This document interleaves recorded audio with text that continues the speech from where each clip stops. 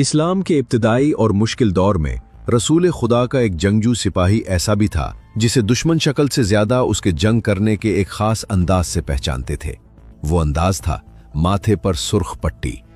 जिस भी जंग में घुमसान का रण पड़ता और किसी लम्हे मुसलमानों पर दुश्मनों का गलबा होने लगता तो वो मर्द मैदान अपने माथे पर सुर्ख पट्टी बांधता और दुश्मन की तरफ जख्मी शेर की तरह धारता चल पड़ता।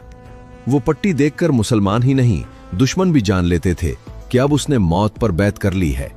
अब उसकी तलवार तभी रुकेगी कि या दुश्मनों के सर खत्म हो जाएं या फिर यह अल्लाह की राह में मारा जाए। मौत की सुर्ख पट्टी बांधने वाले इस सहाबी का नाम था अबू दुजाना रजी अल्लाहु अन्हु। इस शेर दिल सिपाही को बहादुरी का सर्टिफिकेट खुद नबी करीम सल्लल्लाहु अलैहि वसल्लम ने अता किया।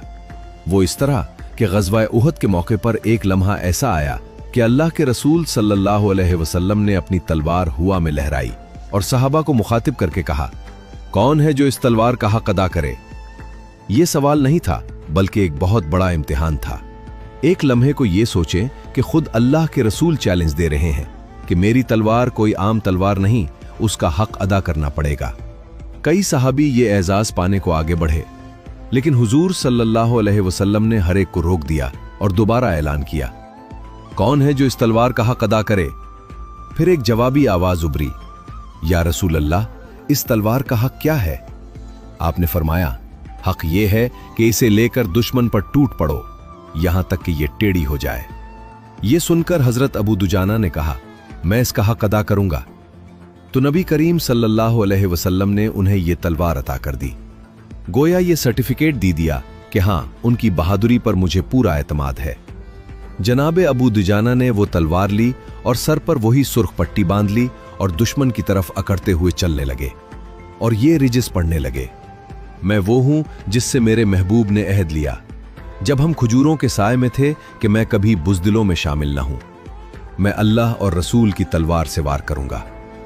नबी करीम ने उनकी इस चाल को देखा और फरमाया, ये एक ऐसी चाल है जिसे अल्लाह और उसका रसूल नापसंद करते हैं, मगर इस मौके पर जंग में यह पसंदीदा है।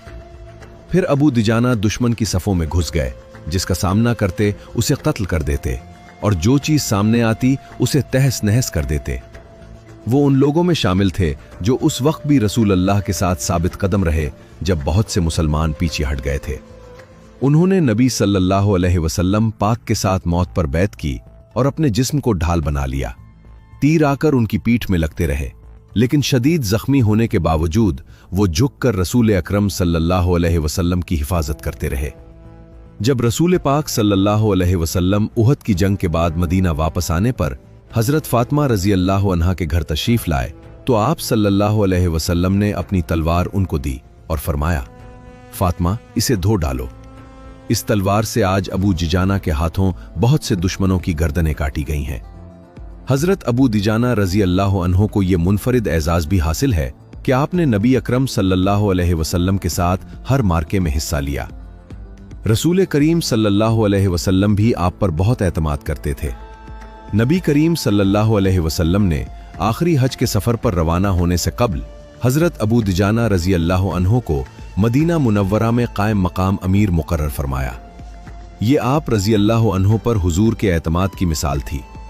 रसूल पाक सल्लल्लाहु अलैहि वसल्लम के विसाल के बाद अबू दुजाना उनकी याद में रोते रहते थे और कहते थे कि हुजूर की जिंदगी में ही शहादत पर जाने वाले सहाबा कितने खुशकिस्मत थे कि खुद नबी पाक सल्लल्लाहु अलैहि वसल्लम ने उनके फजाइल बयान किए। हम लोग अभी इंतजार में हैं कि जाने का बुलावा आए।